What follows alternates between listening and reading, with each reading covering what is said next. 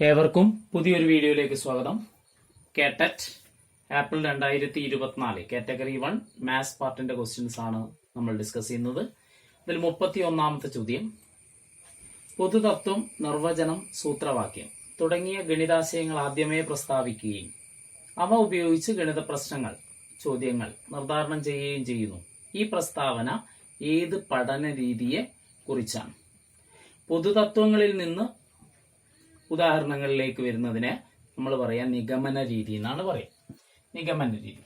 ഇനി നേരെ തിരിച്ചാണെങ്കിലോ, ഉദാഹരണങ്ങളിൽ നിന്ന്, ചോദ്യങ്ങളിൽ നിന്ന് പൊതുതത്വങ്ങളിലേക്ക് വരുന്ന രീതിനെയാണ് നമ്മൾ ആഗമന രീതി എന്ന് പറയുന്നത്.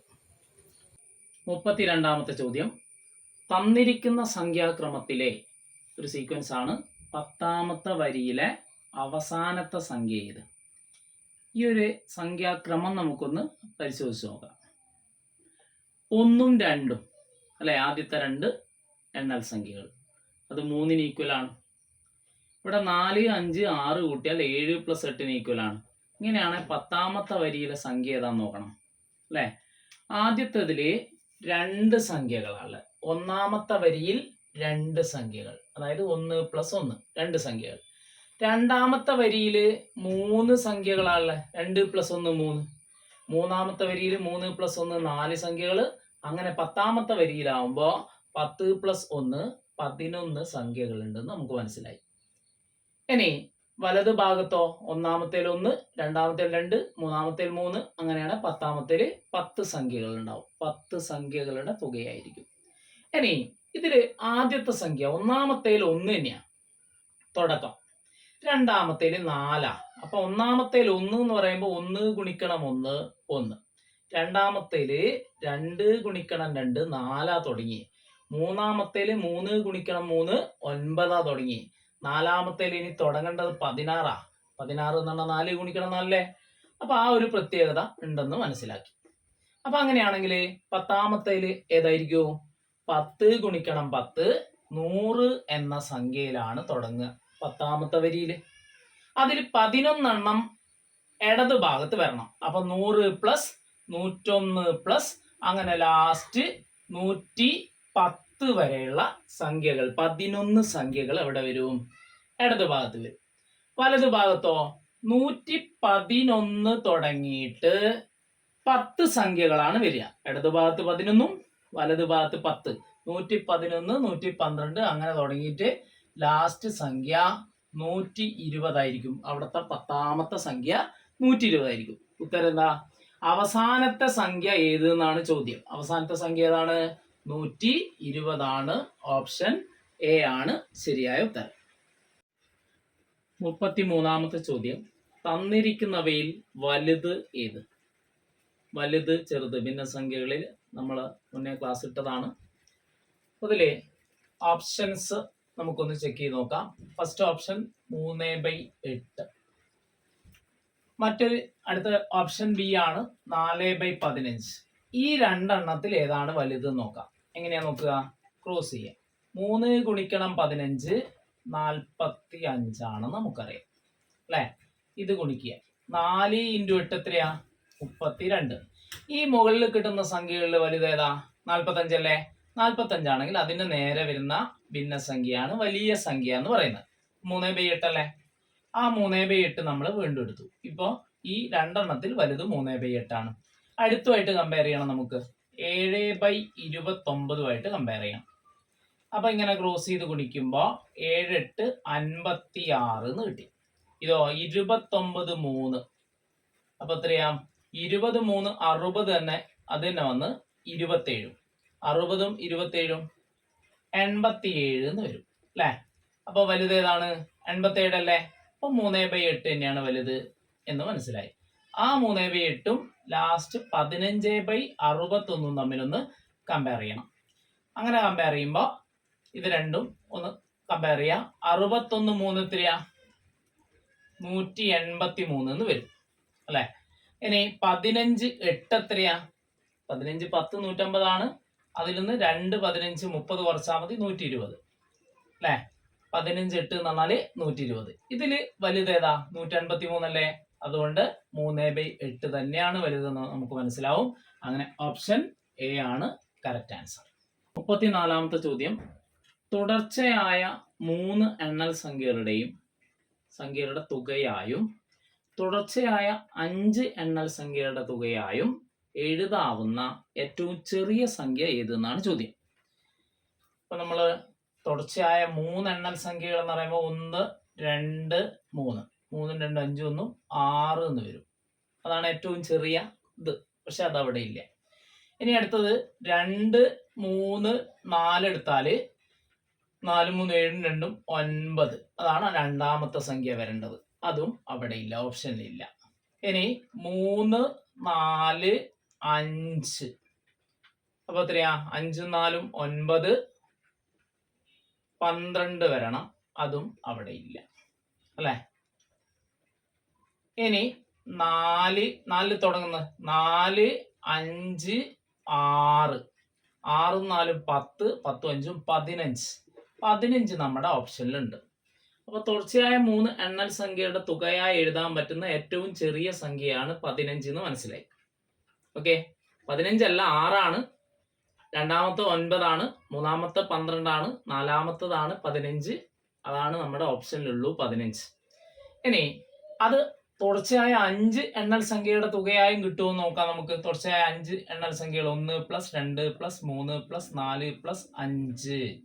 1, 2, 3, 3, 3, 6, 6, 4, 10, 10, 5, 15. അങ്ങനെ കിട്ടുന്ന ഓപ്ഷനിലുള്ളതിലുള്ള ഏറ്റവും ചെറിയ സംഖ്യ എന്ന് പറഞ്ഞാല് ഓപ്ഷൻ സി ആണ്, 15 ആണെന്ന് നമുക്ക് മനസ്സിലാവും. തന്നിരിക്കുന്നവയിൽ തുറന്ന ചോദ്യത്തിന് ഉദാഹരണം ഏത്? നിങ്ങൾക്ക് പരിചയമുണ്ട് തുറന്ന ചോദ്യവും അടഞ്ഞ ചോദ്യവും. അടഞ്ഞ ചോദ്യം എന്ന് പറഞ്ഞാല് ഇപ്പോ 5 + 6 + 8 എത്രയാ? 19 എന്ന് കിട്ടും. അതൊരു അടഞ്ഞ ചോദ്യമാണ്. ഇത് കൂട്ടിയാൽ 19 കിട്ടും, അല്ലെ? 67 ഗുണിക്കണം 67 ഗുണിച്ചാല് നമുക്ക് ഒരു ഉത്തരേ കിട്ടൂ. 636 ഹരിക്കണം 3 ഒരു ഉത്തരേ കിട്ടൂ. അങ്ങനെ ഒറ്റൊരു ഉത്തരം മാത്രം ഉള്ളതിനെയാണ് നമ്മൾ അടഞ്ഞ ചോദ്യം എന്ന് പറയുന്നത്. തുറന്ന ചോദ്യം എന്ന് പറഞ്ഞാല് ഒരു കുറെ ആൻസർ, ഒന്നിൽ കൂടുതൽ ആൻസർ ഉള്ള ചോദ്യത്തിനെ നമുക്ക് എന്ത് പറയാം? തുറന്ന ചോദ്യം എന്ന് പറയാം. ഇതിപ്പോ dash plus dash plus dash സമം 56 എന്നാണ് ഇവിടെ ഉള്ളത്. ഈ 56 കിട്ടാൻ പലതരത്തിൽ നമുക്ക് ചെയ്യാം. 56 ഇതിനെ വേണമെങ്കിൽ 50 + 2 52 4 56 എന്ന് എഴുതാം. ഇവിടെ 2 എഴുതാം, ഇവിടെ 4 എഴുതാം. ഇനി 50 മാറ്റാം. ഇങ്ങനെ ഈ സ്ഥാനങ്ങളൊക്കെ മാറ്റി പലതരത്തിലുള്ള സംഖ്യകൾ എഴുതിയാൽ നമുക്ക് 56 എന്ന് ഉത്തരം കിട്ടുന്ന രൂപത്തിൽ കിട്ടും. അപ്പോ ഇതില് തുറന്ന ചോദ്യത്തിന്റെ ഉദാഹരണം ഏതാണ്? ഓപ്ഷൻ ബി ആണ്. 36ാമത്തെ ചോദ്യം, എലിമെന്റ്സ് എന്ന ഗണിതശാസ്ത്ര ഗ്രന്ഥം രചിച്ചത് ആരാണ്? നമുക്ക് പരിചയമുള്ള ഗ്രന്ഥമാണ്. ഇത് രചിച്ചത് യൂക്ലിഡ് ആണ്. ഓപ്ഷൻ ബി ആണ് ശരിയായ ഉത്തരം. 37ാമത്തെ ചോദ്യം, ശാസ്ത്രലോകത്തേക്കുള്ള കവാടവും താക്കോലുമാണ് ഗണിതം. ഈ വാക്കുകൾ ആരുടേതാണ്? ഈ വാക്കുകൾ റോജർ ബാക്കണ്ടതാണ്.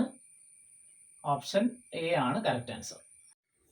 38ാമത്തെ ചോദ്യം, 0.03 ഗുണിക്കണം 0.04 ഗുണിക്കണം 0.05 ഹരിക്കണം 0.001 എത്ര? ദശാംശ സംഖ്യകളുമായി ബന്ധപ്പെട്ട വീഡിയോ നമ്മൾ ചെയ്തിട്ടുണ്ട്. ഇതില് ദശാംശ സ്ഥാനങ്ങളൊന്നും ഇല്ല എങ്കിൽ ഈ അംശം ന്യൂമറേറ്റർ എന്തായിരിക്കും? 3 ഗുണിക്കണം 4 ഗുണിക്കണം 5 ആണ്. ഹരിക്കണം ഇവിടെ ദശാംശ സ്ഥാനയിലെ 1. ഇത് എത്രയാ വരിക? 3 ഗുണിക്കണം 4 12, 12 ഗുണിക്കണം 5 60 എന്ന് വരും. ഇനി ചെയ്യാനുള്ള ഒരു എളുപ്പം എന്നുള്ള രൂപത്തില് ഇവിടെ 2 സ്ഥാനം വലതുഭാഗത്ത് ഇങ്ങോട്ടാണ് നോക്കേണ്ടത്. 2 സ്ഥാനം, ഇവിടെയും 2 സ്ഥാനം, ഇവിടെയും 2 സ്ഥാനം. ആകെ എത്ര സ്ഥാനം? 2 + 2 + 2 6 സ്ഥാനങ്ങൾ ഉണ്ട്. അംശത്തിൽ 6 സ്ഥാനം, ന്യൂമറേറ്ററിൽ 6 സ്ഥാനം, ഡിനോമിനേറ്ററിൽ 1, 2, 3 സ്ഥാനമുണ്ട്. ഡിനോമിനേറ്ററിൽ ഒരു 3 കൂടി കൂട്ടിയാൽ ഒരുപോലെയാവും. സ്ഥാനങ്ങളുടെ എണ്ണം ഒരുപോലെയാവും. ഡിനോമിനേറ്ററിൽ കൂട്ടുക എന്ന് പറഞ്ഞാല് 3 അല്ലേ കൂട്ടുന്നത്? 3 സ്ഥാനം വിട്ടിട്ട് എന്ത് ചെയ്യണം? ഡെസിമൽ ഇടണം.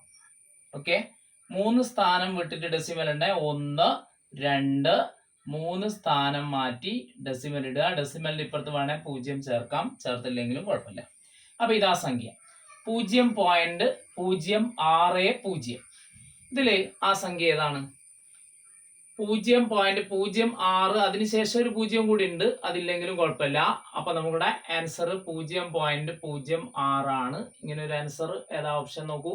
ഓപ്ഷൻ സി ആണ് കറക്റ്റ് ആൻസർ. Option C. 39ാമത്തെ ചോദ്യം. 7234, 8764, 9768 എന്നീ സംഖ്യകളുടെ തുകയിൽ നിന്ന് എന്ന് പറഞ്ഞാൽ ആദ്യം നമുക്ക് എന്ത് ചെയ്യണം? അതിന്റെ തുക കാണണം. 7234 പ്ലസ് 8764 പ്ലസ് 9768 കാണണം. ഇതിന്റെ തുകയിൽ നിന്ന് ഏത് സംഖ്യ കുറച്ചാൽ എന്നാ ചോദിച്ചത്. അപ്പൊ തുക കാണണം.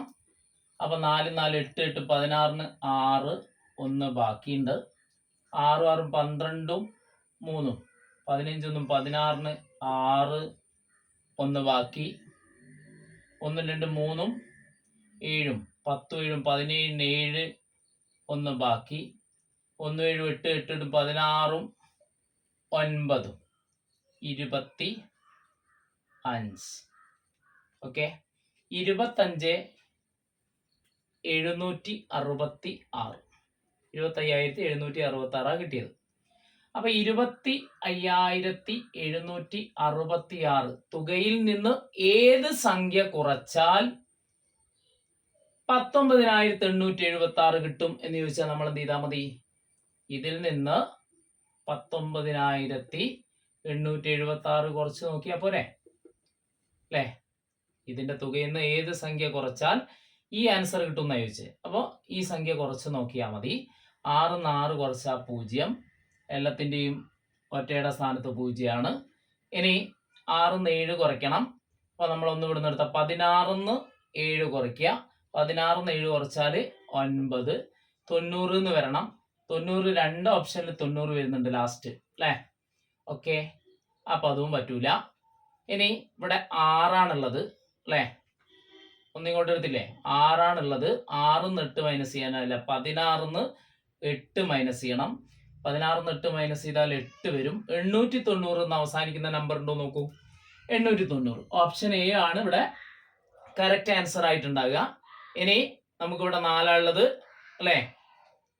4 അതൊന്ന് ഒന്ന് എടുത്താൽ 14. 14 9 മൈനസ് ചെയ്താൽ 5 വരും. കറക്റ്റ് ആൻസർ 5890 കറക്റ്റ് ആൻസർ ആണ്.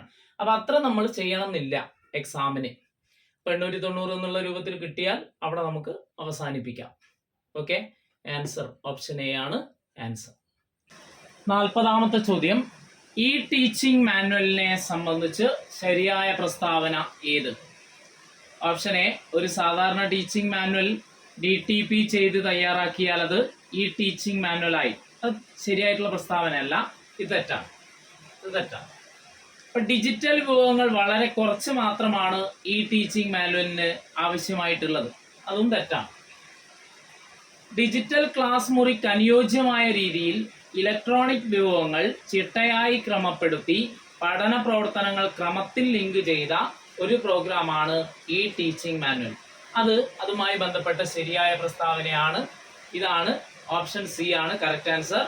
ഈ ടീച്ചിങ് മാനുവലിൽ വിലയിരുത്തൽ രേഖപ്പെടുത്താൻ ലിഖിതമോ ഡിജിറ്റലോ ആയ സങ്കേതങ്ങൾ ലഭ്യമല്ല എന്നാണ്. അത് ലഭ്യമാണ്. അതുകൊണ്ട് ഇതും തെറ്റായ പ്രസ്താവനയാണ്. ഇവിടെ ശരിയായ പ്രസ്താവന ഓപ്ഷൻ സി ആണ്. ഇതില് 10 ചോദ്യങ്ങളാണ് നമ്മളിത് ചർച്ച ചെയ്തത്. ഇനി അടുത്ത 10 ചോദ്യവും അതിൻ്റെ അടുത്ത 10 ചോദ്യവും 2 വീഡിയോ ആയിട്ടാണ് നമ്മൾ ഇടുന്നത്. ഓക്കെ.